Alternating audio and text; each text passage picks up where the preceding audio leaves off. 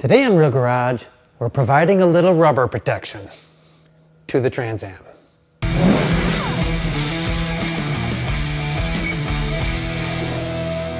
To protect the fat meats on our Trans Am, I'm cutting the inner fender lips off and replacing them with a little rub rail made out of this light gauge tubing. This is not as simple as just whacking the fender lip off. The outer wheel well also needs to be trimmed, but in a different area. So I'm using 1/2" tubing for this. And my initial cuts are going to be about 3/8 of an inch from the outer fender. So that's where I'm going to make my marks. Just a rough line here because we'll finish grinding these to get them to the exact dimension. But this will be a good start. Once I get down here, I'm just going to feather this in.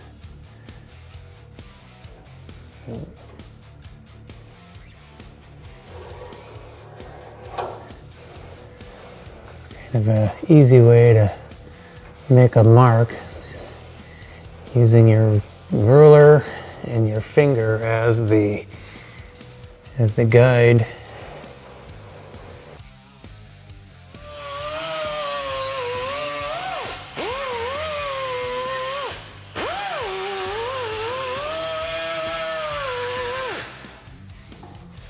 I'm using an 035 cutoff wheel for this. It's nice and thin and it cuts through this really quick.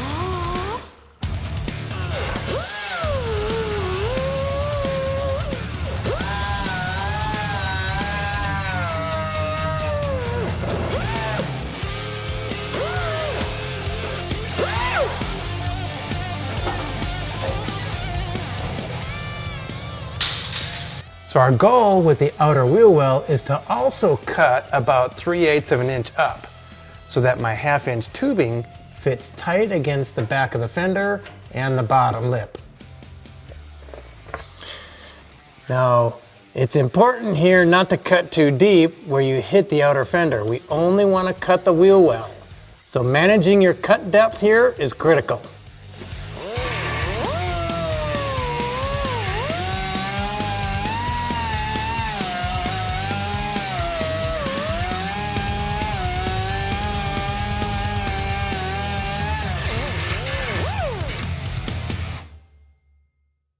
Okay, so this was my goal. Get it so that the tubing fits tight against the back so that I can weld it on the top to the wheel well and the bottom to the fender. So this is what I'm working with here. I need to recreate this with tubing, which isn't going to be simple. Now the overall shape isn't bad, but when you turn it this way, you can see the compound curves on each end and how complex this would be to achieve with a single piece. So instead of me working at this for 2 days with a few scrap parts and hurt feelings, I'm gonna make this in 3 parts. I'm gonna make the top piece first, which is where most of the rubbing happens, then the 2 side pieces to stiffen up the fender opening. So I'm using 049 wall mild steel tubing for this project. 035 works well too, but I stay away from the 065 because it's just too hard to work in my small hand tubing bender.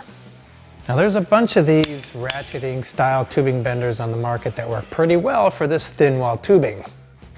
I think Black Max, Doyle, and Weaver are a few that use this same kind of design.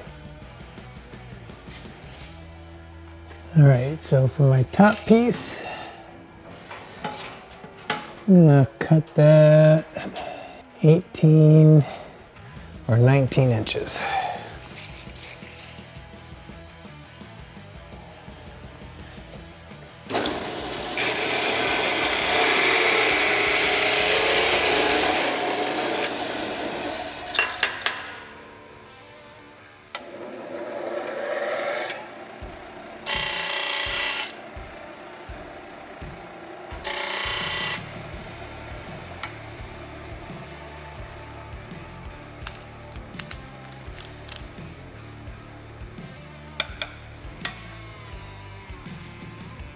Before marking my bend areas, I first start by making a center line on the tubing.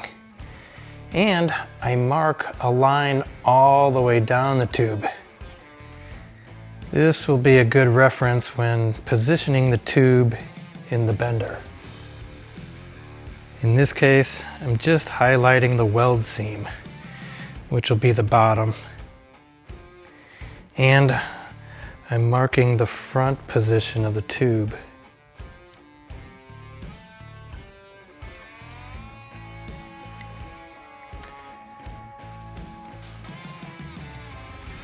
Now when marking my bend areas, I like to start that on the outside of the fender, just above the fender lip.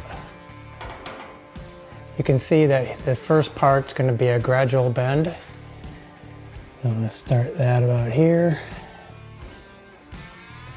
And gradual bend up until about this area, which is going to be a tighter radius. And same on this side. Start bending. Gradual bend.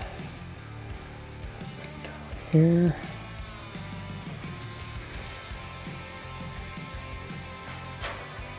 Something like that. The key to using these small hand benders is making many small bends. Because this tight radius die, it's way too easy to overbend the tube. So patience here is critical, because you're going to be running back and forth here for about an hour. Oh, and it's always a good idea to lube your tube. Keep it from sticking.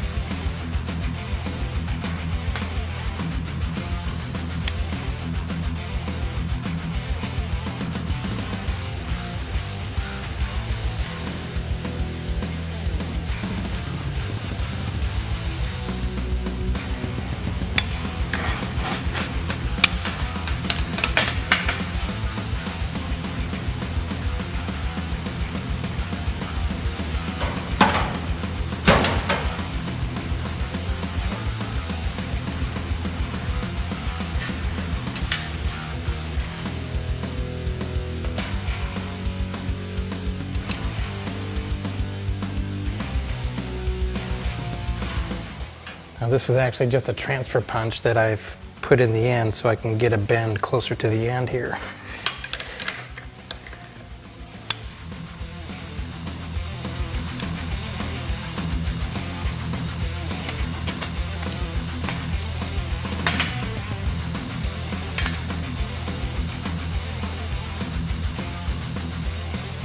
think that might do it.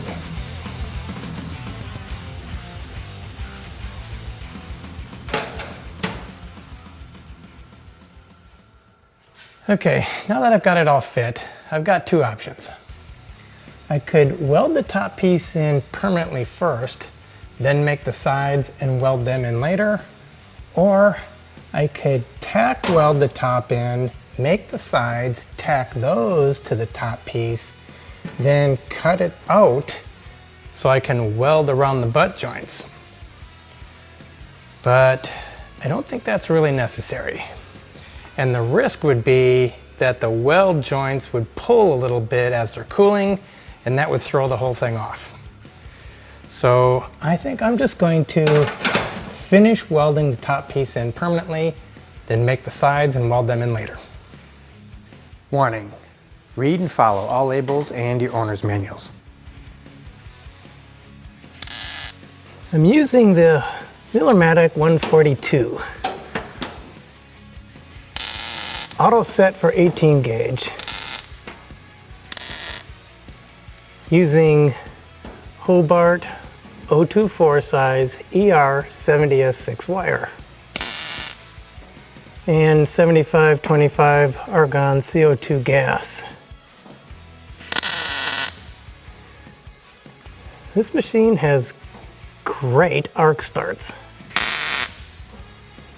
And in the back area here, where it's hard to get into, the long arc performance of the machine is fantastic. What's long arc? Let's talk about it.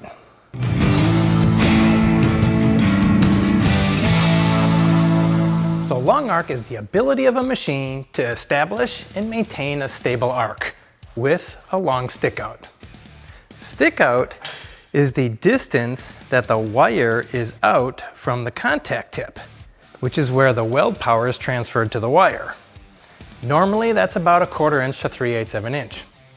Any longer than that can create a lot of arc instability, like spatter, stumbling, and low penetration, which is a problem for a lot of machines. Here's a good example of how well the Millermatic 142 compensates for long arc. Okay, first I'm going to start with a regular arc start close, and then I'm going to go long.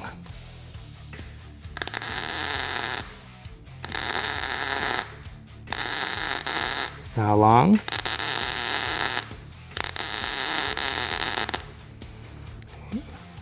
And you can see how long the stick out is there. Now we'll do a weld and we'll just go from short to long.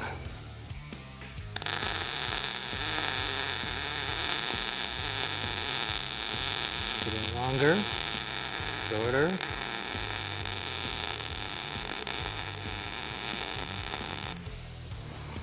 And you can see how long that is. Sometimes you can compensate for that by adjusting your voltage and wire feed speed up a bit, but then your settings are off for your other joints. I put a few tacks on the top back part of the tube and outer wheel well, and the bottom to the lip. Now it's totally weld the bottom seam and add a few more tacks to the top.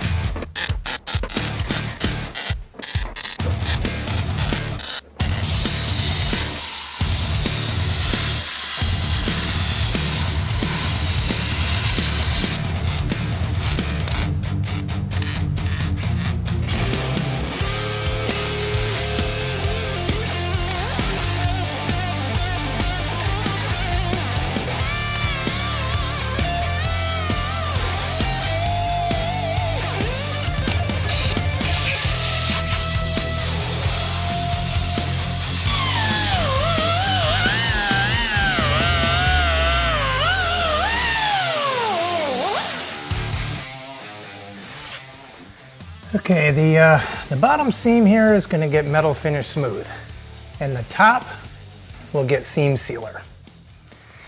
And thanks for watching my stuff. Leave a comment if you have a question, or maybe you want to see me test drive a different Miller machine. Just let me know, and I'll see if I get my hands on one for you. Oh, and don't forget to like and subscribe.